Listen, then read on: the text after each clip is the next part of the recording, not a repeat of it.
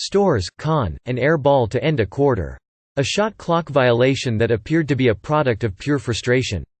A lane to the basket left so wide open by the defense that the Gampel Pavilion crowd let out what seemed like a collective sigh. Some of those fans headed to the exits with more than 4.5 minutes left in the game. This isn't the UConn team we've become accustomed to seeing over the past quarter-century. Still, this arena remains the place to make a statement in women's basketball.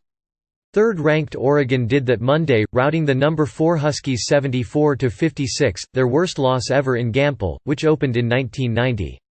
UConn previously lost by 17 here twice, to Iowa in 1990 and to Syracuse in 1992, but that was before the Huskies won their first of 11 NCAA titles 1995 under coach Gino Auriemma.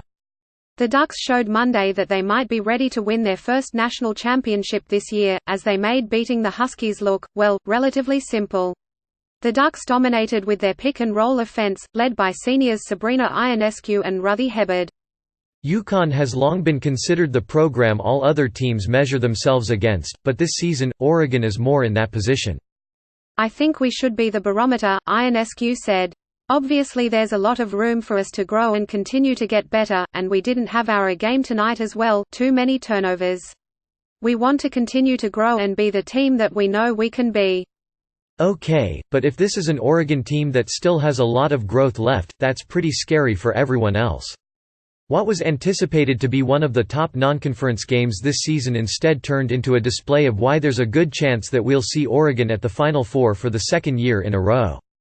Sure, it's early February, and strange things can happen in the NCAA tournament, but if the Ducks play the rest of the way like they did Monday, the Big Easy will be in their travel plans in April. Ionescu acknowledged being a little starstruck coming into Gampel and seeing all the Huskies championship banners. Yet the Ducks looked as comfortable as if they were the home team. After victories at Utah on Thursday and Colorado on Saturday, it would have been understandable if the Ducks were somewhat fatigued or took a while to get their footing Monday, 3 time zones away from Eugene. Instead, they took a 10-point first-quarter lead and kept the Huskies at arm's length the rest of the way. Oregon lost by 38 points to UConn in the 2017 Elite Eight in Bridgeport, Connecticut, when Ionescu and Hebard were freshmen. Coach Kelly Graves said that back then, the Ducks simply weren't ready to beat a team of UConn's caliber. They were Monday. "It means a lot. This is hallowed ground, so to speak," Graves said. "This is one personally I'll remember a long time. Who doesn't look up to Gino?" "It was an important win for the Pac-12, an important win for our program. We're still the up-and-comer. I see all the banners up there. We don't have any, they're still the standard by which everybody's judged, and they should be." But the Huskies fell short in most areas Monday. They are size-challenged and don't have the kind of strength inside that we're used to seeing. Even so, the Ducks' ability to dominate in the lane, led by Hebard and Sato Sabally, stood out. Oregon outscored UConn 44–14 in the paint. Hebard finished 10 of 14 from the floor for 22 points and added 10 rebounds. Sabally also had a double-double, with 17 and 10. "They're just too good, and their big kids are too good," Auriemma said. "We don't have anybody at that level. We just don't." The Ducks dominated with what seemed like a fairly pedestrian game, albeit close to another triple-double, from Ionescu. Scratch beneath the surface of her 10-point, 9-assist and 9-rebound performance, however, and you'll see that she did exactly what her team needed. The Ducks didn't require her to carry an enormous load because they have plenty of capable hands to do that. All 5 Oregon starters finished in double figures.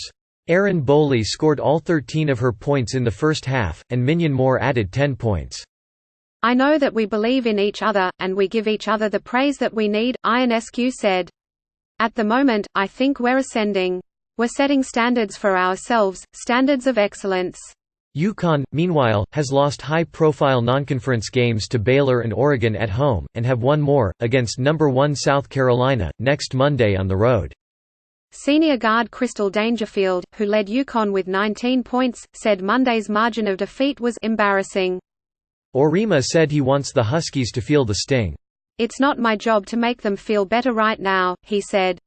"My job is to be realistic with them and say, pick up the paper tomorrow, go on social media, read about what happened, and then deal with it. Plain and simple. You were part of it.